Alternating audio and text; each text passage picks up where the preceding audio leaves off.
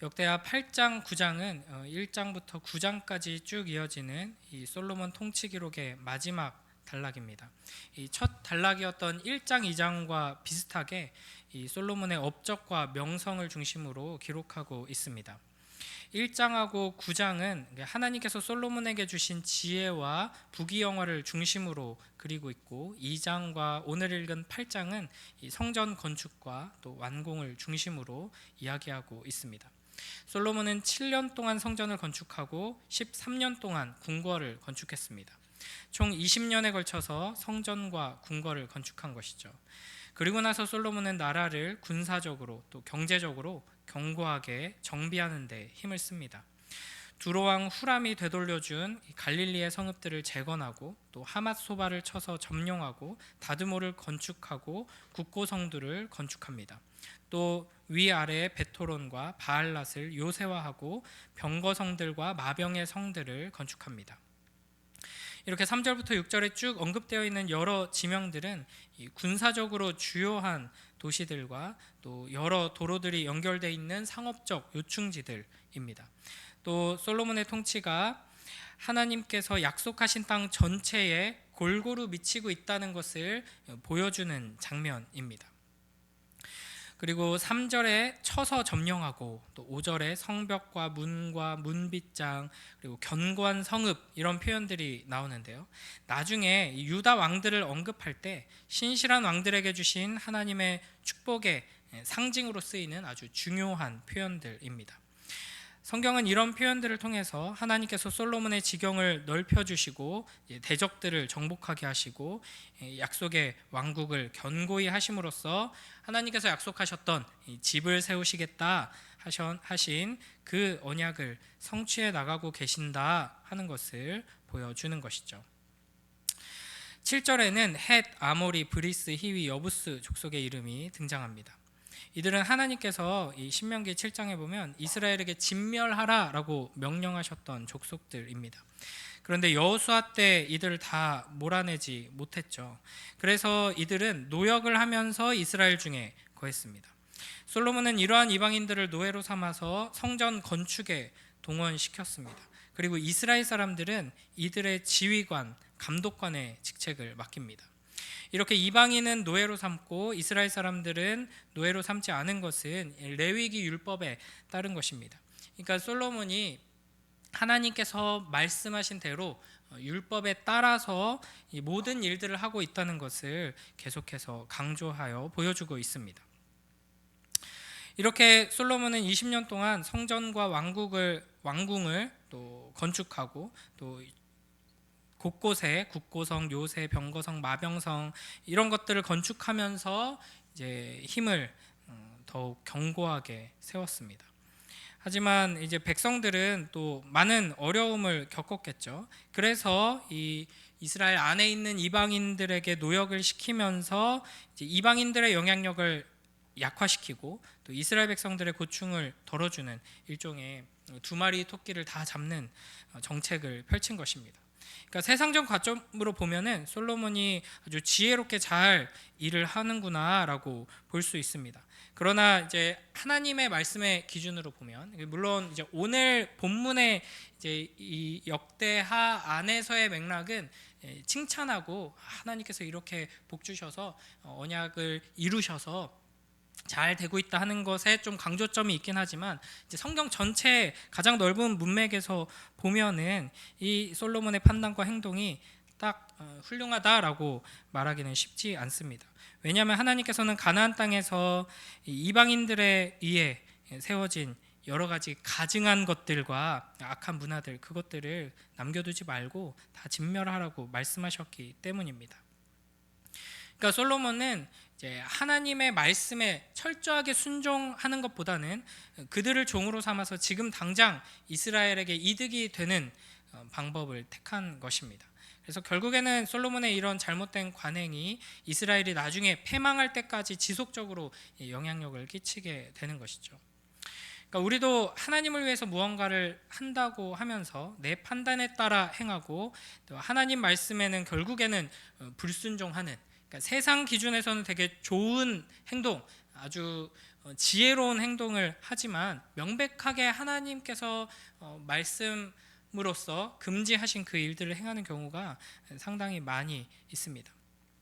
그러므로 우리가 항상 잊지 말아야 할 것은 하나님께서 우리에게 명령하시는 것은 단순히 세상 기준에서 좋은 것, 효과적인 것, 귀한 것이 아니라 그저 하나님의 말씀에 순종하는 것이다. 이걸 우리가 기억해야 합니다.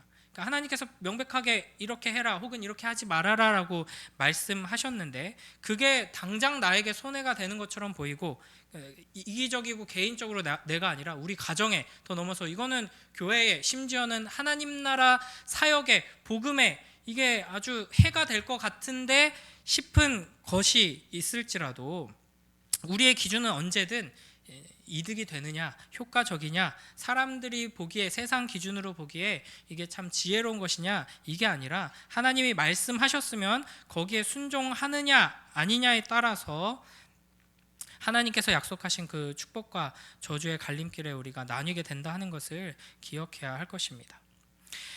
11절에서는 솔로몬이 애굽 왕 바로의 딸과 정략 결혼을 해서 이제 궁궐을 따로 건축하는 모습을 보게 됩니다. 솔로몬이 바로의 딸을 아내로 맞이한 것은 이것 또한 단순히 개인적인 욕심 때문은 아니었을 것입니다. 그러니까 궁극적으로는 결국 솔로몬도 하나님의 영광을 위해서 이스라엘을 위해서 애굽과 좋은 관계를 맺어야 했기 때문에 이런 선택을 한 것이죠. 그러니까 당시 모든 왕들이 이렇게 했습니다. 그러면서도 이 솔로몬의 긍정적인 면을 찾아보자면은 이제 종교적인 면에서는 원칙을 지키려고 했습니다. 애굽의 공주를 아내로 맞이했지만 그 여인이 다윗 왕궁에 거하지는 못하도록 한 것이죠. 왜냐하면 하나님의 언약궤가 머물던 곳에 이방 여인이 거할 수 없다 판단했기 때문입니다.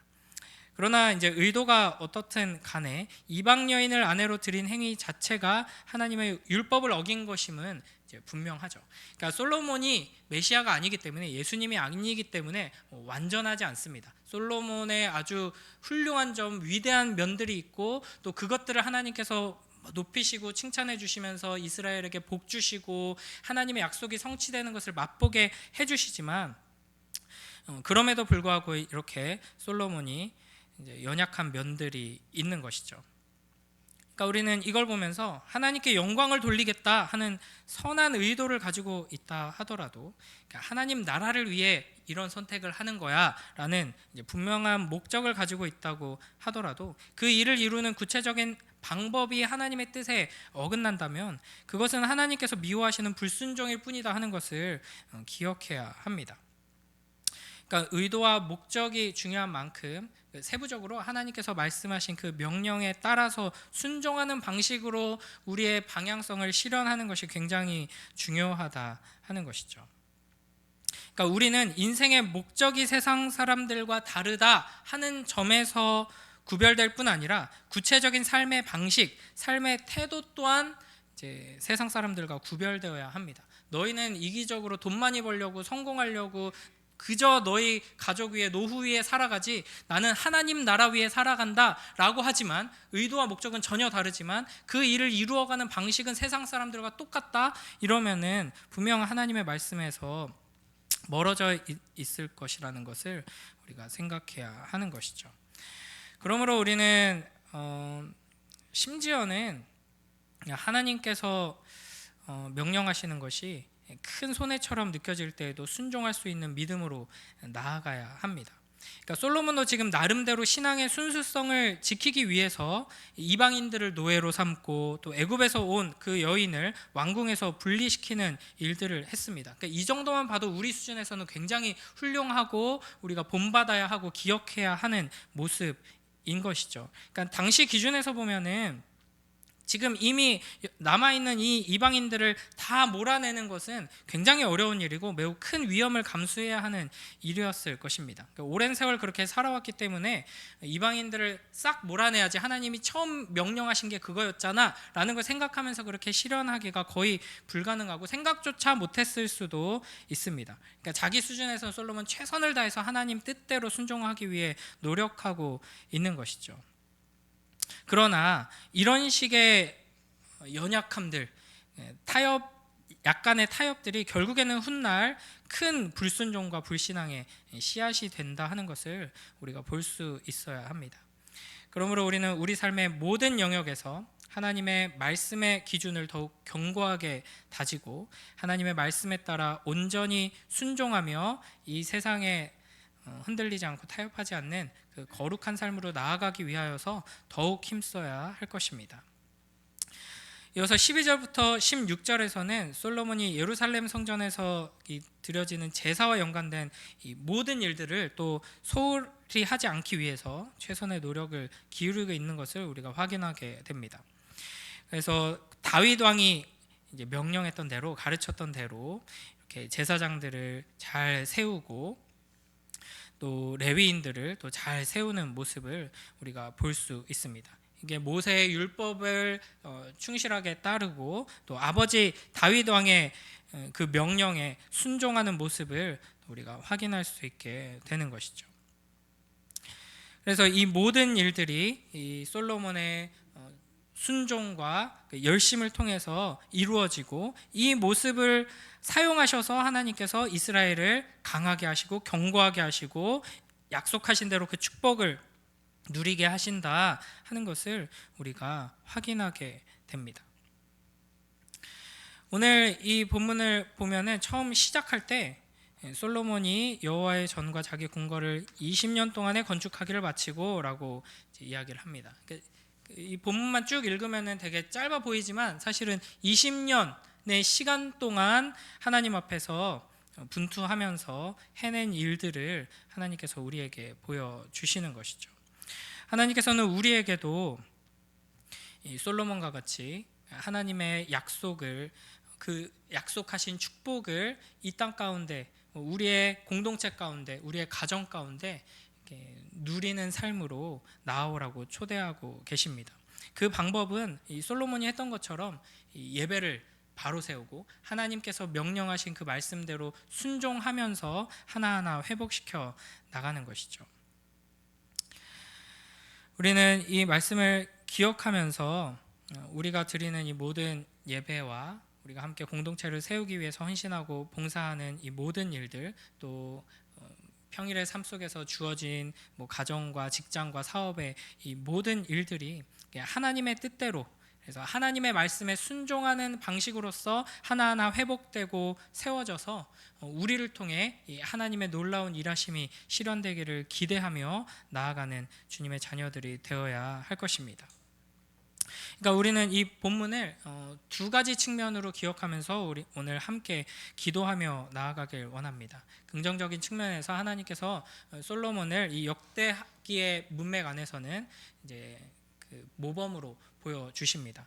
이렇게 솔로몬이 하나님 앞에서 바른 마음으로 하나님께서 주신 사명을 감당하기 위해서 또 지혜와 능력을 구했을 때 하나님께서 축복해 주시고, 하나님의 말씀을 잘 이루기 위해서 이 분투한 결과 하나님께서 약속하신 축복을 솔로몬을 통해 온 이스라엘에게 흘려보내 주신다 하는 것을 보여주시는 것이고요. 그러나 솔로몬이 완전한 사람이 아니었죠. 그래서 여러 가지 연약함들이 있었고, 긴 문맥에서 보면은 이런 작은 불순종과 작은 실수들, 작은 연약함들이 결국에는 나중에 훗날에 이제 큰 배교와 불순종과 이제 심판의 빌미가 된다 하는 것을 또 우리가 확인하게 됩니다. 그러므로 우리는 우리의 참된 왕이신 예수 그리스도를 의지하여서 우리의 삶 가운데 참된 순종으로 인하여서 우리에게 임하는 놀라운 축복을 기대하고 붙들어야 할 것입니다.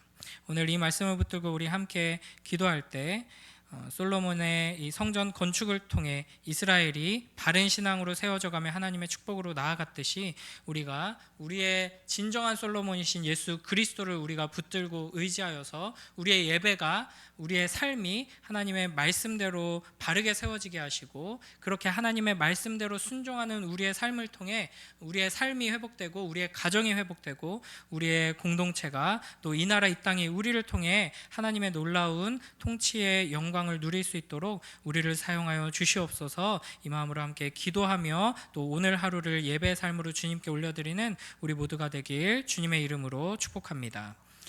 기도하겠습니다. 하나님 아버지 감사합니다. 오늘도 우리에게 하나님의 말씀을 허락하셔서 솔로몬을 통해 놀라운 역사를 이루신 또 하나님의 손길을 붙들게 하시니 감사합니다. 아버지 하나님, 우리의 삶 속에서도 하나님의 말씀대로 순종하여서 우리의 예배가 온전히 회복되게 하시고 하나님을 온전히 붙들고 의지하며 말씀대로 순종하는 우리를 통해 우리의 삶이, 우리의 가정이, 공동체와 이 나라 이 땅이 회복되고 주님의 은혜를 누릴 수 있도록 우리를 사용하여 주시고 우리를 축복하여 주시옵소서. 감사드리며 예수님 이름으로 기도드립니다. 아멘.